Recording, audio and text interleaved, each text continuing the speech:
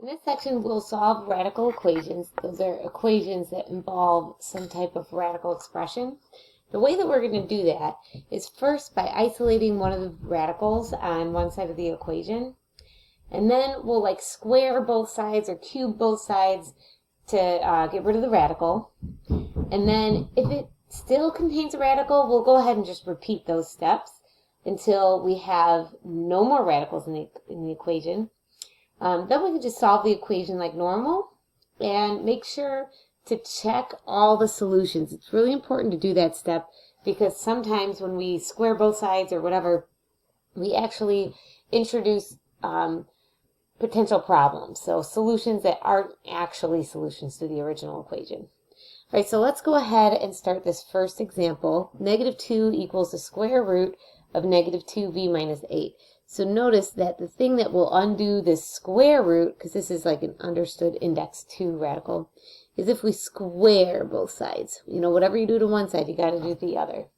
All right, and then we'll go ahead and solve this. Negative 2 squared is 4 equals, here the radical goes away, negative 2v minus 8.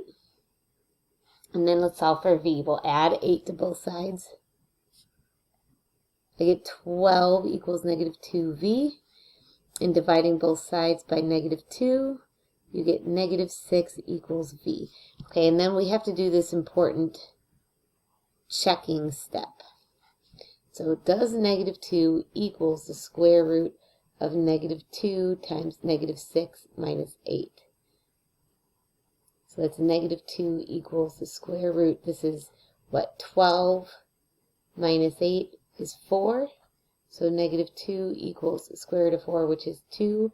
No, that is not true. So we get false. Okay, why is it that we came up with a false solution here? Okay, that's because if you look back at the original equation, you have the square root of something equals a negative number. And we don't have any real numbers whose square root would be negative, right?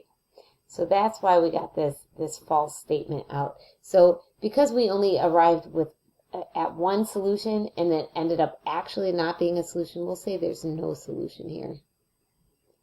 And that you'll see that happen in this section somewhat often. All right, let's do this next example. The square root of negative 7 minus v plus 1 equals 6. So first I'm going to want to isolate this radical. So I'll subtract 1 from both sides so I can get the square root of negative 7 minus v by itself equals 5.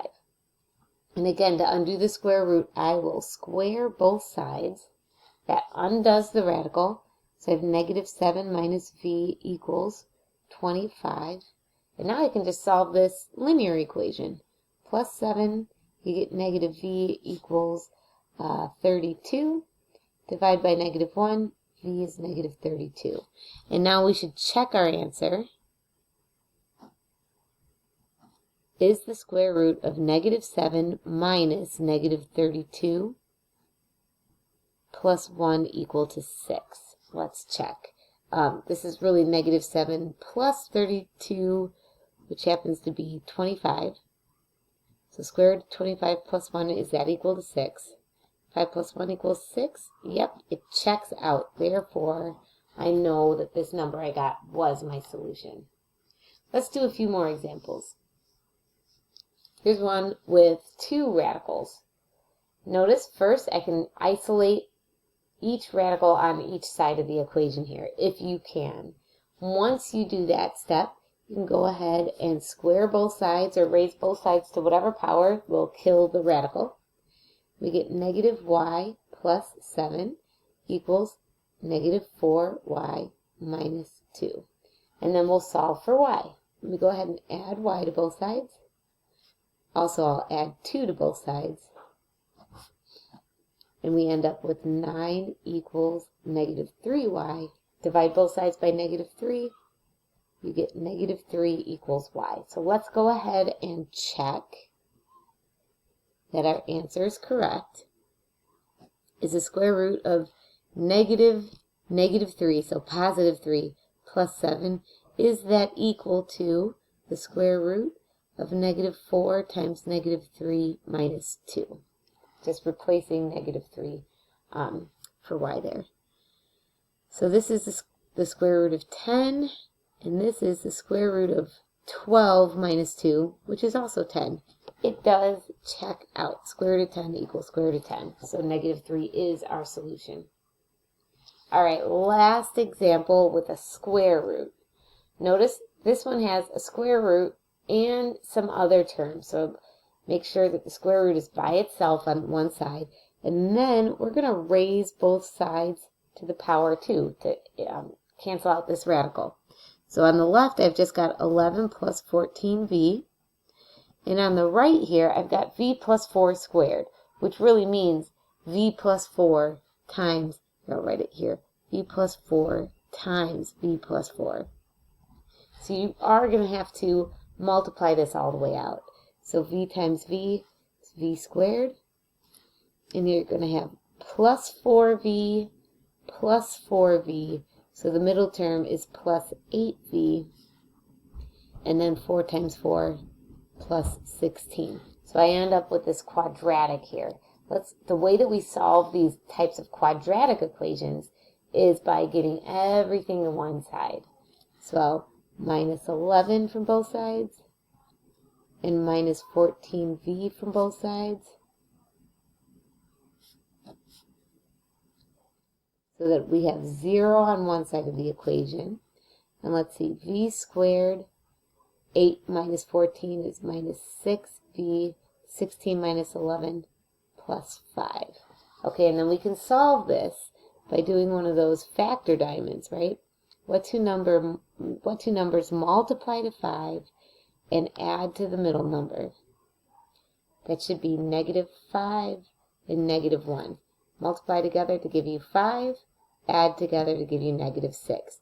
So this should become v minus 5 times v minus 1. And now you could set each of those factors equal to 0. So you get v minus 5 equals 0, which gives you v equals 5, and v minus 1 equals 0, which gives you v equals 1. Okay, now here is the trick with these problems. Usually, when you end up with two answers like this, one of those answers is not going to be right. So let's go ahead and check. Square root of 11 plus 14 times 5. Let's see if that's equal to v plus 4. 5 plus 4. So I'm just checking this answer right now. All right. So what is 11 plus 14 times 5? It's 81. So is the square root of 81 equal to 5 plus 4, which is 9? That is true. All right, let's look at v equals 1 now. The square root of 11 plus 14 times 1, and is that equal to 1 plus 4? So let's see, 11 plus 14 is 25. Is that equal to 5? That is true. So in this case, we get two answers that are both true. Again, sometimes you'll solve these and you'll end up with like one of the answers not being correct. All right, let's do this last example now. This is a cube root. The cube root of 10 plus 3u equals 3. So again, first step in solving these equations to get the radical all by itself, everything else to the other side. Now, in order to cancel the cube root, I'm going to have to raise both sides to the power 3. So that'll cancel out here and give me 10 plus 3u equals, and on the right side, 3 cubed is 27. And now this is an equation I can solve. So subtracting 10 from both sides, we get 3u equals 17. Divide both sides by 3, u equals 17 over 3. And we can check that by doing the cube root of 10 plus 3 times 17 thirds, checking to see if that's equal to 3. All right, 3 times 17 thirds, the 3's cancel. This becomes the cube root of 10 plus 17. Is that equal to 3? Again, that's the cube root of 27. Is that 3? That does check out. So this is the correct answer.